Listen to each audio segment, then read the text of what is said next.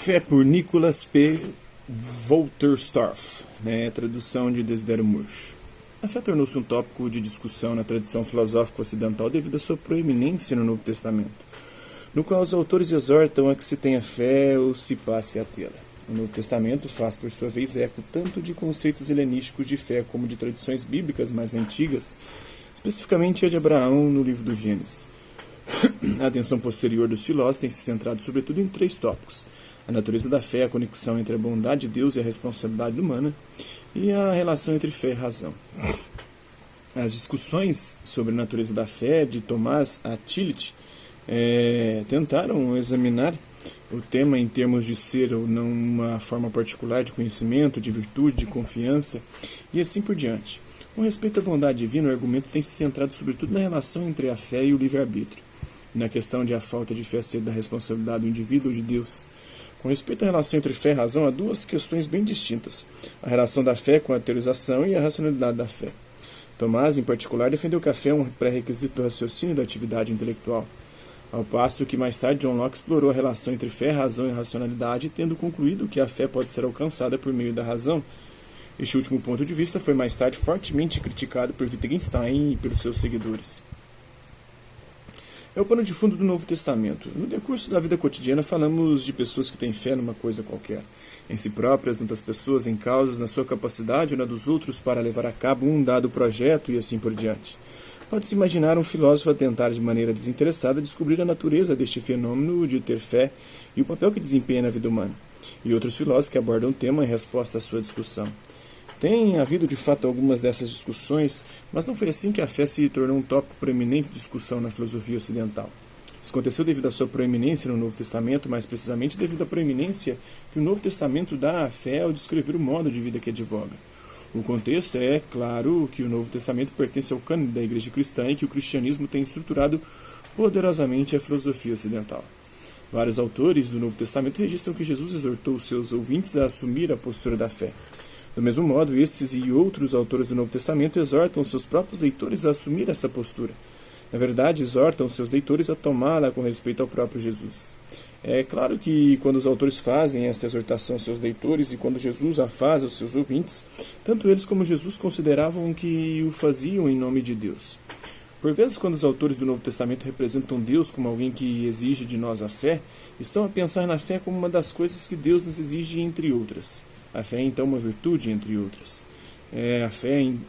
Paulo, no famoso capítulo 3 da sua primeira carta aos cristãos de Corinto, exorta os seus leitores a terem esperança e a serem caridosos, assim como a terem fé, e conclui que das três a magna é a caridade, com base na ideia de que, ao passo que na nova era já não será preciso ter fé nem esperança, a relevância da caridade persistirá para sempre. Em outras passagens, contudo, os autores do Novo Testamento parecem usar fé para referir àquela postura total perante Deus para a qual, em nome de Deus, nos exorta. Então, a fé no que não se vê, a esperança e a caridade são três das manifestações requeridas da fé. Como Rudolf Bultmann comenta, no cristianismo primitivo, o termo principal para a relação do homem com Deus passou a ser pistis, pistis gregas, que é a fé, a crença. Bultmann observa que tanto no grego clássico como no helenístico, o significado etimológico de pistis e as suas variantes gramaticais é confiança, fidúcia, crença, incrédito. Os objetos da Pistenwewe são caracteristicamente coisas como contratos e juramentos, leis, armamentos e pessoas. Do mesmo modo, as palavras de uma pessoa podem ser objeto de confiança, caso em que o sentido de Pistenwewe se aproxima do de acreditar.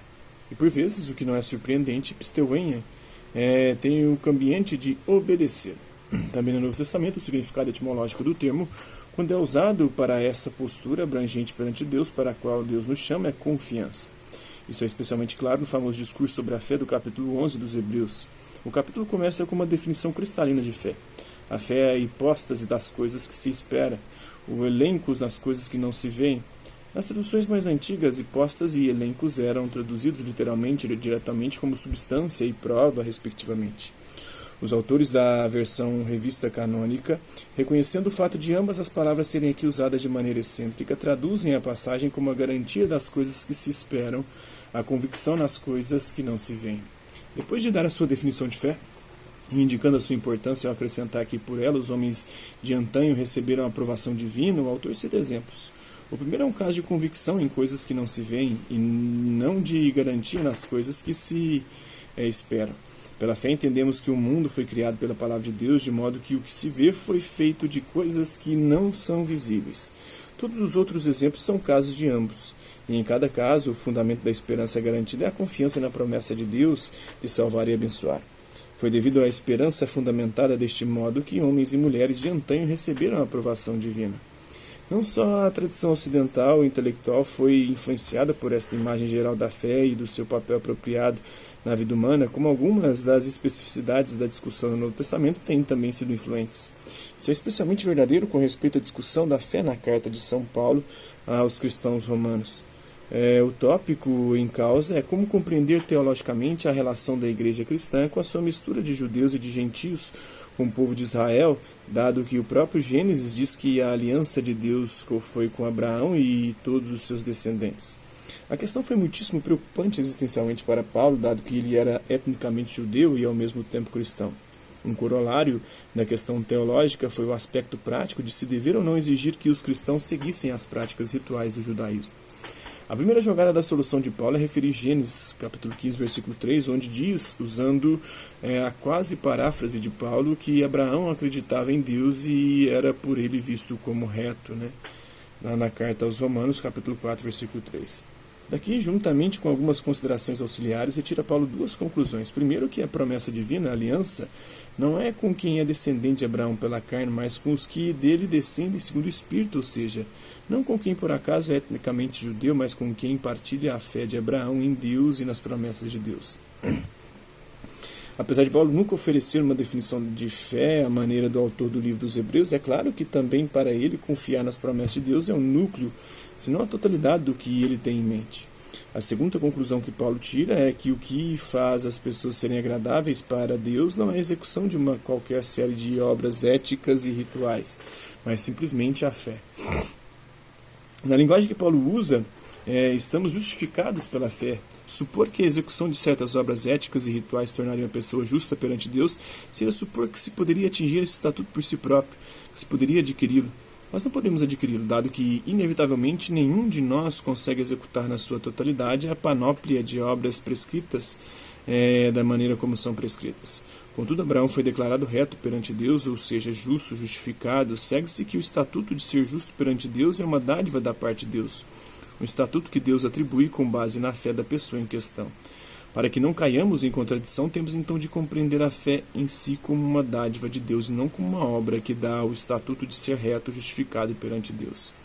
A natureza da fé. As discussões filosóficas da fé caem quase todas sobre um ou outro de três designações. Em primeiro lugar, há uma longa história de discussões sobre a natureza da fé. Qual é o gênero a que pertence a espécie da fé? É uma espécie de acreditar em proposições com base no que se diz? É uma espécie de lealdade para com uma pessoa ou causa? É uma espécie de confiança em alguém? É uma espécie de acreditar no que alguém prometeu? É uma espécie de cuidado? É uma virtude de um certo tipo? É uma espécie de conhecimento? Neste caso, de que tipo? Agnitio, reconhecimento, constatação ou cognitio? Ou o quê? Um exemplo particularmente excelente de discussão filosófica sobre a natureza da fé é de Tomás de Aquino na Suma Teológica. As disputas que surgiram entre quem propõe análises muitíssimo diferentes da fé têm sem dúvida tido muitas vezes um componente de desacordo puramente verbal. Caso se olhe para lá da superfície, contudo, vê-se habitualmente que está em questão muito mais que a maneira como a palavra fé deve ser usada. O que está habitualmente em questão é como compreender o caráter fundamental da relação apropriada de alguém com Deus. O que está também frequentemente em questão é a natureza de Deus e do ser humano. Para dar um exemplo, o teólogo germano-americano do século XX, o Paul Tillich, defendeu que a fé é cuidado último. Essa proposta foi em grande parte motivada pela perspectiva tradicional de Tillich que a fé é o núcleo da relação apropriada de uma pessoa com Deus. Em combinação com a sua convicção nada tradicional de que Deus é o impessoal, o fundamento do ser, esta última convicção tornou-lhe impossível pensar na fé como uma confiança nas promessas de Deus. Uma entidade impessoal não pode fazer promessas. Outro exemplo, houve uma disputa abrangente, muito difundida no século XX, quanto à fé ter conteúdo proposicional ou não. A maneira de acabar rapidamente com a disputa seria dizer que tem num conceito de fé, mas não no outro. Mais uma vez, o que realmente estava em discussão, no contexto da convicção partilhada de que a fé constitui o caráter fundamental da vida cristã, era a natureza da revelação divina. Quem defende que a fé tem conteúdo proposicional considera que Deus revela verdades e que a fé consiste em parte em aceitá-las. Quem defende que a fé não tem conteúdo proposicional considera que a revelação divina consiste simplesmente em Deus manifestar-se a si próprio, e que as proposições só entram na conversa quando os seres humanos interpretam a manifestação divina de Deus. Muitos outros exemplos poderiam ser citados para dizer o mesmo. Por exemplo, a disputa entre os reformistas que insistiam que a fé no mundo é fidúcia, crença em, e os seus oponentes medievais que definiam habitualmente a fé como fides, crença que. Fé, evolução e responsabilidade. A teologia da fé de Paulo, na sua carta aos cristãos romanos, deu origem a uma imensa quantidade de reflexões teológicas e controversas. Estas, o segundo grande tipo de discussão sobre a fé, tem repetidamente transbordado para a filosofia. A razão é óbvia. Paulo interpretou o judaísmo como uma religião de obras de retidão, ou seja, interpretou o judaísmo como algo que sustenta que a execução satisfatória de obras éticas e rituais prescritas daria um estatuto de ser reto, justificado perante Deus.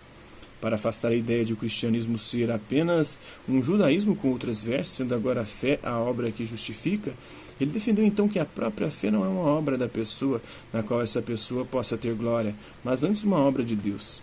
Algumas das questões que esta imagem levanta são sutis, outras são óbvias. Se a fé é inteiramente uma dádiva de Deus e não uma obra do ser humano, como pode alguém que não Deus ser justamente responsabilizado pela falta de fé de um dado ser humano?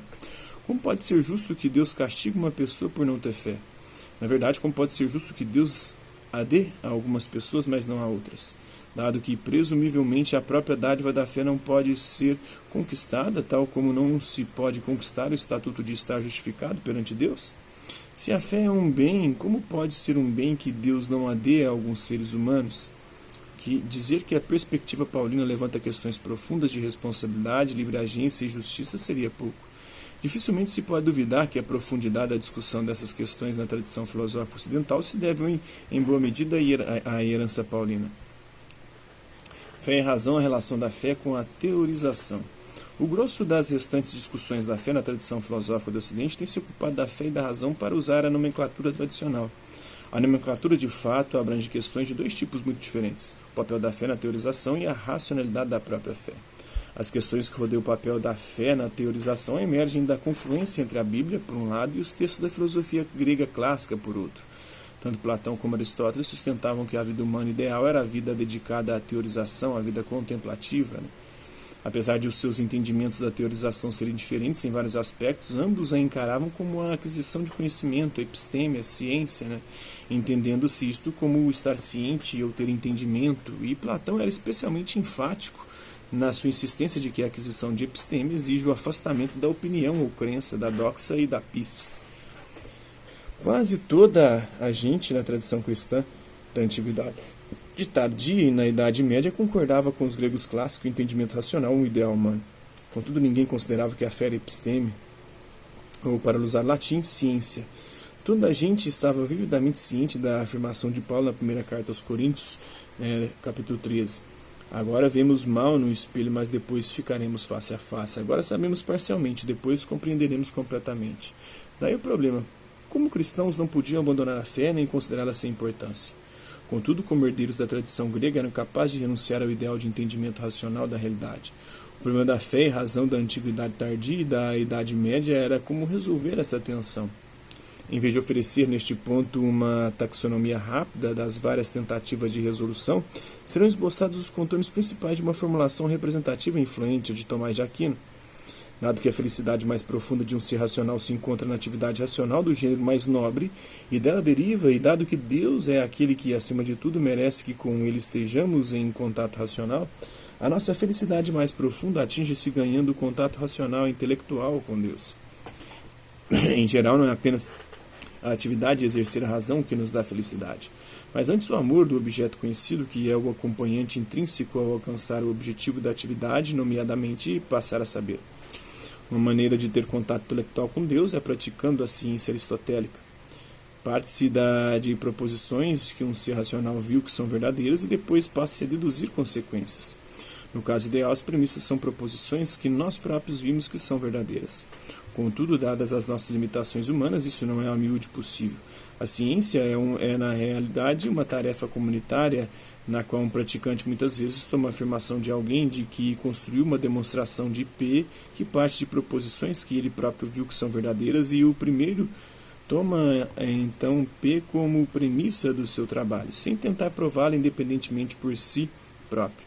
Tomás tinha a convicção de que é possível provar certas coisas acerca de Deus da maneira ideal. É possível construir uma teologia natural, uma ciência de Deus. Esta ciência tem as suas limitações, contudo, especialmente quando é avaliada tendo por referência a felicidade que ofere a vida humana. Entre as suas deficiências, ainda que de maneira alguma sejam as únicas, está o fato de que, relativamente à totalidade da realidade de Deus, não há grande coisa que se possa provar sobre Deus. A teologia natural, tal como Tomás havia e praticava, era tão sutil e complexa na sua argumentação e tão rica nos seus resultados como qualquer outra empresa científica. Contudo, quando se inspeciona o todo, vê-se que nunca dá conhecimento da natureza, a essência de Deus. Tudo o que se consegue provar são várias relações de Deus com outras coisas, várias consequências da atividade de Deus e várias coisas que Deus não é. Ora, suponha-se que entendemos que a fé pertence ao gênero de acreditar algo com base no que alguém diz, especificamente no que Deus diz. A fé entendida deste modo também nos põe em contato racional e intelectual com Deus, e quando comparada com a teologia natural, revela-se vantajosa em vários aspectos. Entre eles, conta-se o fato de o conteúdo da fé ir além, em vários pontos, do alcance da teologia natural. A crença de que Deus é trinitário na sua natureza é um exemplo. Por outro lado, há uma deficiência séria e inegável na fé quando comparada com a teologia natural, ao passo que o praticante de teologia natural passa a ver que várias coisas são verdadeiras com respeito a Deus. O crente reduz-se ao estado mental inferior de acreditar coisas acerca de Deus com base no que ele diz. É realmente o que Deus diz. E isso faz da fé mais que mera opinião. Apesar de ser como opinião por ser uma crença, a fé não é como opinião por ser uma crença completamente confiável, dado que é em Deus que se acredita. Contudo, não há como negar o fato de que o ato mental de ver que uma proposição é verdadeira é distintamente melhor que o de acreditar nela com base no que se diz. Segue-se que mesmo para um crente há vantagem em dedicar-se à teologia natural, desde que o crente em questão tenha o tempo, a inteligência e a formação necessários. Pela prática da teologia natural, o crente vai além daquele modo de contato intelectual que tem com respeito a várias proposições sobre Deus, passando da crença com base no que ele diz para a visão de que são verdadeiras. Deste modo preciso, Tomás não teria dificuldade em afirmar a fórmula agostiniana, a fé à procura do entendimento, fides quaerens intellectum. Também estaria disposto à sua maneira a afirmar a outra fórmula de Agostinho que lhe foi dada por Clemente de Alexandria. Creio para que possa saber, o credo ut intelliga, né? Creio para entender, compreender. Agostinho não só sustentava que os crentes devem procurar entender aquelas coisas sobre Deus em que já acreditam, mas também, conversamente, que uma condição para passarem a entender essas coisas é primeiro acreditarem nelas, né? Então, credo ut intelliga, né? Creio para entender e entendendo para crer. Entendo para crer melhor, Agostinho dizia. A ideia de Agostinho era que a fé se entrelaça com o amor e que não há qualquer esperança de chegar a um entendimento genuíno de Deus até se amar Deus. O tema é retomado e expresso em linguagem piedosa por Santo Anselmo nas páginas de abertura do seu proslógio, nas quais diz que a mancha dos nossos pecados não nos deixa ter conhecimento de Deus até que essa mancha seja apagada pela fé. E é retomado por Tomás de Aquino quando defende que a fé e a caridade são pré-requisitos para atingir estados intelectuais como a ciência e a sapiência, a sabedoria, né? Fé e razão, a racionalidade da fé. O que é surpreendente ao ler Tomás e outros pensadores medievais é que não dão virtualmente qualquer atenção à questão de a fé em si ser racional ou não. Essa questão, o outro tópico da fé e razão, tornou-se pela primeira vez uma preocupação no início do iluminismo.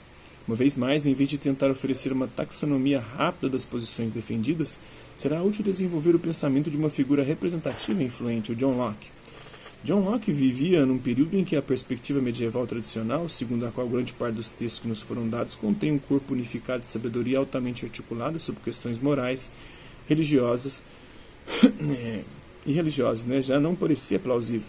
Considerava-se agora que a tradição textual estava fraturada em componentes incompatíveis. Além disso, apesar de o conceito aristotélico de ciência fazer ainda parte do repertório conceitual de Locke, ele próprio tinha a perspectiva de que o conhecimento humano em geral e a ciência em particular dá em quase nada. Daí que a principal questão que Locke se tenha posto seja esta: como deve a opinião, a crença, a doxa ser regulada? A sua proposta era que, em questões onde estamos obrigados a dar o nosso melhor para descobrir a verdade da questão, devemos empregar a seguinte prática: primeiro, coligir provas satisfatórias com respeito à verdade ou falsidade da proposição em questão, consistindo essas provas em coisas de que se está certo porque se vê que são verdadeiras, depois determinar a probabilidade da proposição em questão, dadas essas provas, e então acreditar ou não acreditar na proposição com uma firmeza proporcional à sua probabilidade, dadas as provas. Locke acreditava que qualquer adulto normal está obrigado a dar o seu melhor em matérias de religião. Consequentemente, está obrigado a empregar este método. E dado que, do seu ponto de vista, nenhuma proposições substanciais sobre Deus podem ser vistas como verdadeiras, segue-se diretamente que ele era um probativista com respeito à crença teísta. Temos o direito de acreditar em coisas acerca de Deus apenas se acreditarmos nelas com base em provas proposicionais. O probativismo com respeito à crença teísta tem sido uma posição proeminente no Ocidente desde Locke. A concepção de fé do próprio Locke era exatamente como a de Tomás. A fé é acreditar em coisas com base nas afirmações de Deus. Porém, Locke não pensava como Tomás que a fé, entendida deste modo, é uma coisa entre o conhecimento e a opinião. A fé é apenas uma espécie de opinião. E o que é mais importante, Locke diferia de Tomás ao insistir enfaticamente que é irresponsável acreditar em algo com base no fato de Deus o ter dito ou revelado, a menos que se tenha uma boa razão do gênero indicado a favor do pressuposto de que Deus de fato o disse ou revelou. O próprio Locke tinha a perspectiva de que só a ocorrência de milagres fornecia boas provas do discurso divino e da sua revelação. Em suma, acreditar em algo com base nas afirmações de Deus só é possível se tiver primeiro estabelecido da maneira especificada que há de fato um Deus capaz de falar ou de se revelar, e se depois se estabelecer, em segundo lugar, que há boas provas do tipo especificado a favor da conclusão de que Deus fez essa afirmação particular. A maneira como Locke ligava a razão, a responsabilidade e a fé revelou-se muitíssimo influente no mundo moderno. Muitos crentes tentaram obedecer à exigência lockeana com respeito à fé responsável, combinando a reunião de várias provas do gênero exigido com a redução do âmbito da sua fé até não incluir seja o que for que as provas não justificam. Muitos descrentes tentaram mostrar que todas as tentativas fracassaram e que a fé é por isso responsável, e uma maneira proveitosa de encarar o projeto do filósofo de Oxford, Richard Sherburne, é vê-lo como uma tentativa rigorosa e abrangente de ressuscitar o projeto lockeano do século XX. Mais recentemente, contudo, a epistemologia de Locke, da crença religiosa, veio a ser objeto de ataque persistente. Os filósofos wittgensteinianos da religião, representados em especial por Z. Phillips, defenderam que a religião tem os seus próprios critérios de crença aceitável e que o que há de errado no argumento de Locke é que tentem, por critérios de aceitabilidade da crença religiosa, que eles são alheios.